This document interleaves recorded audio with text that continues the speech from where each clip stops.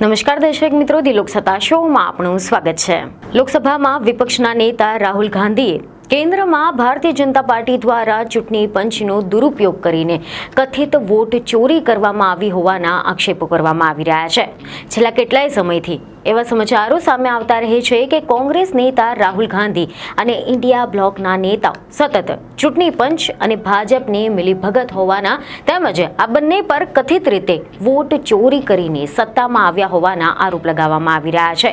જોકે આની સામે ચૂંટણી પંચે પણ રાહુલ ગાંધીના આરોપો પર જવાબ આપી ચૂક્યા છે, પરંતુ તેમ છતાં પણ કોંગ્રેસ એક પછી એક રાજ્યોમાં કથિત રીતે વોટ ચોરીનો મુદ્દો ઉઠાવી રહ્યા છે. સમગ્ર દેશમાં કોંગ્રેસના રાહુલ ગાંધીના નેતૃત્વમાં વોટ ચોરીના ષડયંત્રની સામે રસ્તા પર ઉતરી રહ્યા છે. જોકે મહારાષ્ટ્ર અને હરિયાણાની વિધાનસભાની ચૂંટણીઓમાં મતદાર યાદીમાં મોટા પાયે ગોટાળો કરવામાં આવ્યો હોવાનો આરોપના બાદ હવે કોંગ્રેસે ભાજપના ગઢ ગણાતા ગુજરાત પર પણ ભાજપ દ્વારા વોટ ચોરી કરવાનો મુદ્દો ઉઠાવ્યો છે, જેથી આ વોટ ચોરી કરવાના મામલે ગુજરાતમાં રાજકીય ગરમાવો જોવા મળી રહ્યો છે. સમાચાર એવા સામે આવી રહ્યા છે કે કોંગ્રેસ દ્વારા ભાજપ પર વોટ ચોરીનું ગંભીર ષડયંત્ર રચવાનો આરોપ લગાવવામાં આવી રહ્યો છે. એટલું જ નહીં, કોંગ્રેસે તો આ મુદ્દે આક્રમક વલણ પણ અપનાવ્યું છે. ગુજરાતમાં પણ વોટ ચોરી બાબતે ગુજરાત કોંગ્રેસના પ્રદેશ પ્રમુખ અમિત ચાવડાએ પ્રેસ કોન્ફરન્સ કરીને ગુજરાતમાં કેવી રીતે વોટ ચોરી થઈ રહી છે અને ગુજરાત પ્રદેશના ભાજપ પ્રમુખ તેમજ નવસારીથી ભાજપના સાંસદ સી.આર. પાટીલના મત વિસ્તારમાં કેટલાક ભૂતિયા વોટર છે તેની પણ સ્પષ્ટતા કરી હતી. તો આની સામે ગુજરાત ભાજપે પણ કોંગ્રેસના આ આરોપોને પાયા વિહોણા ગણાવ્યા છે અને અમિત ચાવડા પ્રસિદ્ધિ માટે આવું બધું કરી રહ્યા હોવાનો આરોપ મૂક્યો છે.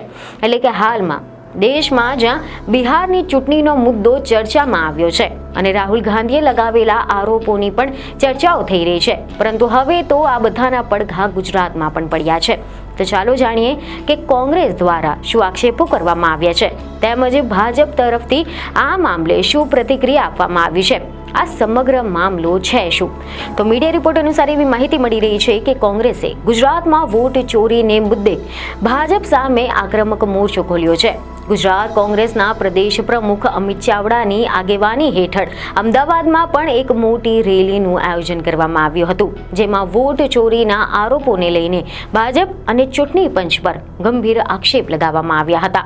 કોંગ્રેસે એવો દાવો કર્યો છે કે ગુજરાતમાં મતદાર યાદીમાં મોટા પાયે ગેરરીતિ થઈ રહી છે.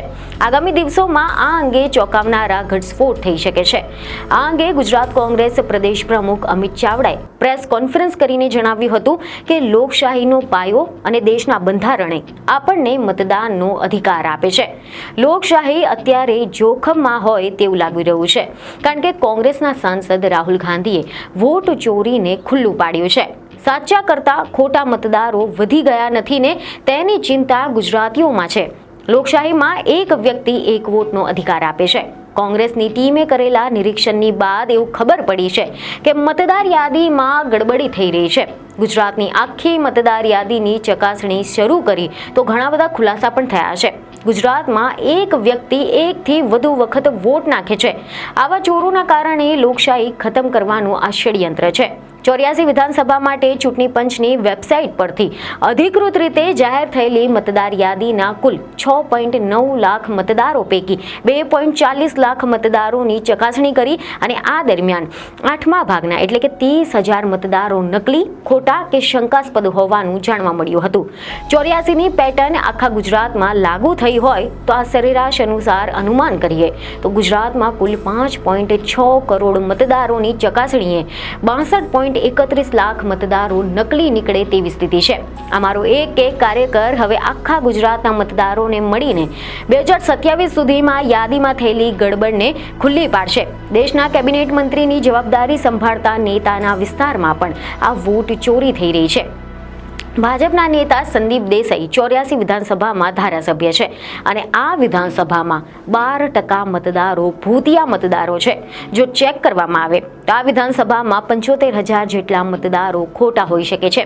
આની સાથે જ ગુજરાત પ્રદેશ કોંગ્રેસ પ્રમુખ અમિત ચાવડાએ મીડિયાને વધુમાં એમ પણ જણાવ્યું હતું કે 5 રીતે મતદાર યાદીમાં છેડછાડ કરવામાં આવે છે, જેમાં સંપૂર્ણ ખોટા મતદારના સ્પેલિંગમાં છેડછાડ, એક વ્યક્તિના 3 થી 4 વોટર આઈડી, સરનામામાં ફેરફાર અને મતદાર યાદીમાં ભાષા બદલીને છેડછાડ કરવામાં આવી રહી છે. ગુજરાત પ્રદેશ ભાજપના પ્રમુખ અને નવસારીના સાંસદ CR પાટીલના વિસ્તારમાં આ રીતે મતદાર યાદીમાં ગોટાળા છે. વ્યવસ્થિત રીતે ભાષા બદલાવીને વોટ ચોરી ડિજિટલમાં પકડાય નહીં તેના માટે પણ વ્યવસ્થા છે. 5 પદ્ધતિથી આ ખોટું કામ કરવામાં આવ્યું છે. આખા ગુજરાતમાં મતદારોની સંખ્યા 5,06,00,000 છે. જો આ 5 પદ્ધતિ હોય તો પછી ચૂંટણીમાં 62.31 લાખ વોટ ચોરી થઈ છે. 182 વિધાનસભામાં જો આ પદ્ધતિ થઈ હોય તો 62 લાખ વોટ ચોરી થઈ રહી છે. ચૂંટણીઓમાં મતદાનમાં ગડબડ કરીને લોકશાહી ખતમ કરવામાં આવી રહી છે. દરેક ગુજરાતીઓએ આ વોટ ચોરોને ખુલ્લા પાડવા જોઈએ. કોંગ્રેસ વિપક્ષ તરીકે કટિબદ્ધ છે અને ચૂંટણી પંચના માધ્યમથી થતી ગડબડીને રાહુલ ગાંધી ખુલ્લા પાડી રહ્યા છે. ગુજરાતના તમામ મતદારો મળીશું અને વર્ષ 2027માં આ વોટ ચોરોને ખુલ્લા પાડીશું. કોંગ્રેસના કાર્યકરો કલેક્ટર કચેરી ખાતે જનસભા કરવામાં આવશે. 2027 સુધીમાં તમામ મતદારોને અમે ચેક કરીશું અને મારા મતથી લઈને મારા અધિકારની સરકાર બને તે જરૂરી છે. તો બીજી તરફ એવા અહેવાલ છે કે અમિત ચાવડાના આ આરોપો અંગે ભાજપના પ્રવક્તા ડોક્ટર યજ્ઞેશ દવેએ પણ પ્રતિક્રિયા આપી છે. યજ્ઞેશ દવેએ તો તેઓ કહી રહ્યા છે કે આ સસ્તી પ્રસિદ્ધિ માટે આ બધું કરવામાં આવી રહ્યું છે. તેમણે જણાવ્યું હતું કે કોઈ પણ જાતના પુરાવા વગર રાહુલ ગાંધી આરોપ કરવા માટે ટેવાયેલા છે. એમ અમિત ચાવડા પણ પુરાવા વગર આક્ષેપ કરી રહ્યા છે. જે એક પ્રકારે ચૂંટણી પંચે રાહુલ ગાંધીને જવાબ આપ્યો તેમ અમિત ચાવડાને પણ જવાબ આપવામાં આવશે. ચૂંટણી પંચ દ્વારા દર 6 મહિને જ્યારે નવી મતદાર યાદી પ્રસિદ્ધ થાય છે ત્યારે દરેક રાજકીય પક્ષને મોકલવામાં આવે છે. અમિત ચાવડા બીજી વાર પ્રમુખ બન્યા છે ત્યારે હવે તેમને મતદાર યાદી ચકાસવાનો વિચાર કેમ આવ્યો? ચૂંટણી પંચ એક સ્વાયત્ત સંસ્થા છે અને ચૂંટણી પંચ ચોક્કસ જવાબ આપશે. અમિત ચાવડાએ પણ પુરાવાની સાથે સોગંદનામાની સાથે ચૂંટણી પંચને રજૂઆત કરવું જોઈએ. માત્ર પ્રેસ કોન્ફરન્સ કરવી કે પછી સભા કરીને પ્રજાને ભ્રમિત ન કરવી જોઈએ અને પત્રકારોને ભેગા કરીને સસ્તી પ્રસિદ્ધિ ન થવી જોઈએ. તો બીજી તરફ તાજેતરમાં જ અમદાવાદમાં પણ કોંગ્રેસ દ્વારા વોટ ચોર ગાદી છોડ કાર્યક્રમનું આયોજન કરવામાં આવ્યું હતું. કોંગ્રેસે વોટ ચોરી મુદ્દે સભા કરી હતી અને વોટ ચોરનો મુદ્દો ઉઠાવ્યો હતો, જેમાં તમામ કોંગ્રેસના નેતાઓ પણ ઉપસ્થિત રહ્યા હતા. કોંગ્રેસના નેતાઓએ આ દરમિયાન એવો દાવો કર્યો કે ભાજપે ગુજરાતને કેવું મોડલ સ્ટેટ બનાવ્યું છે તે હવે ઉઘાડું પડી ગયું છે. ભાજપ વર્ષોથી ચૂંટણીમાં વોટ ચોરી કરીને સત્તામાં આવી રહ્યું છે. કોંગ્રેસે ચૂંટણી પંચની નિષ્પક્ષતા અંગે પણ સવાલ ઉઠાવ્યા હતા અને હવે સમગ્ર ગુજરાતમાં આંદોલનની પણ જાહેરાતની સાથે રાજકીય ગરમાવો જોવા મળી રહ્યો છે. લોકશાહી અને બંધારણની રક્ષા માટે કોંગ્રેસી કાર્યકરો તૈયારી કરી રહ્યા છે.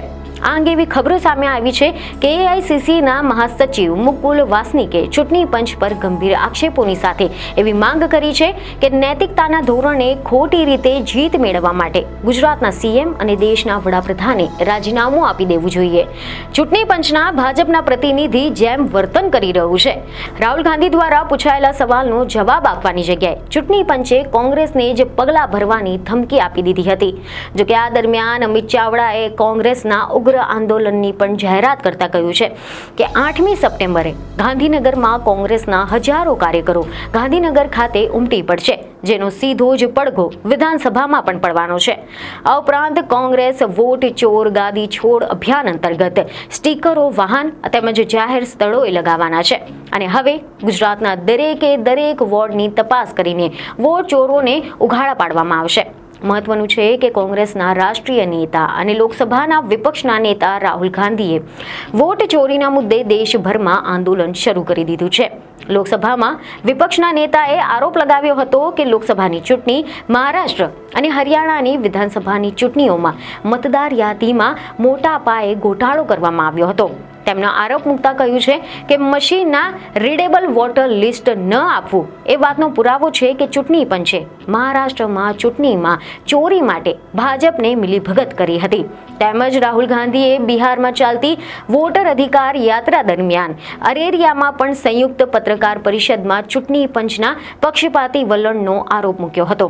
જે દરમિયાન તેમણે એવું નિવેદન આપ્યું હતું કે ઇલેક્શન કમિશનર અને ભાજપ વચ્ચે પાર્ટનરશિપ થઈ ગઈ છે જ્યારે તેમને SIR એટલે કે સ્પેશિયલ ઇન્વેસ્ટિગેશન રિવિઝન માટે મુદ્દો આ ફરિયાદમાં કરી તો તેમની પાસે સોગંદનામું માંગવામાં આવ્યું હતું. એટલે કે છેલ્લા કેટલાક દિવસો પછી અનુરાગ ઠાકુરે પણ આ રીતે પત્રકાર પરિષદ ભરી હતી, પરંતુ તેમની પાસે કોઈ પણ સોગંદનામું માંગવામાં આવ્યું ન હતું. અમે બંનેએ એક જ વાત કરી હતી, પરંતુ મારી પાસેથી તરત જ સોગંદનામું માંગવામાં આવ્યું હતું અને અનુરાગ ઠાકુર પાસે હજુ સુધી માંગ્યું જ નથી. તો પછી વાત સ્પષ્ટ છે કે ચૂંટણી પંચ કોના પક્ષમાં છે. તો બીજી તરફ એવા પણ અહેવાલો સામે આવ્યા છે કે ભારતીય ચૂંટણી પંચે રાહુલ ગાંધીના આરોપોને ગેરમાર્ગે દોરનાર ગણાવ્યું હતું. આ અંગે મુખ્ય ચૂંટણી કમિશનર જ્ઞાનેશ કુમારે ચૂંટણી પંચની પ્રેસ કોન્ફરન્સમાં રાહુલ ગાંધીના આરોપોનો જવાબ આપ્યો હતો. તેમણે કહ્યું કે કાં તો રાહુલ ગાંધીએ સોગંદનામું આપવું પડશે અથવા તો દેશ સમક્ષ માફી માંગવી પડશે. જો તમે સંબંધિત વિસ્તારના મતદાર નથી તો તમારે સોગંદનામું આપવું પડશે. તમે જ્યાં ગોટાળાની વાત કરો છો અને તમે એ વિધાનસભામાં ચૂંટાયેલા નથી તો પછી તમારે કાયદા પ્રમાણે સોગંદનામું આપવું પડશે. તમે સાક્ષીના રૂપમાં તમારી ફરિયાદ નોંધાવી શકો છો અને ઇલેક્ટોરલ રજિસ્ટ્રેશન ઓફિસરને તમારું સોગંદનામું આપવું પડશે અને એ સોગંદનામું જે વ્યક્તિની સામે ફરિયાદ કરી હોય તેની સામે નોંધવું પડશે. કાયદો અનેક વર્ષ જૂનો છે અને તે બધા માટે સમાન રીતે લાગુ થાય છે. તો આ ઉપરાંત ભાજપનું પણ કહેવું છે કે જો કોંગ્રેસ પાર્ટી પાસે પુરાવા હોય તો પછી તે ચૂંટણી પંચમાં સોગંદનામું કેમ નથી આપતું, માત્ર પ્રેસ કોન્ફરન્સ જ કેમ કરી રહ્યું છે. તો હવે આ વિષય પર તમારું શું કહેવું છે તેમને કોમેન્ટમાં જરૂરથી જણાવો. બીજને ખબરો સાથે ફરી મળીશું. ધન્યવાદ.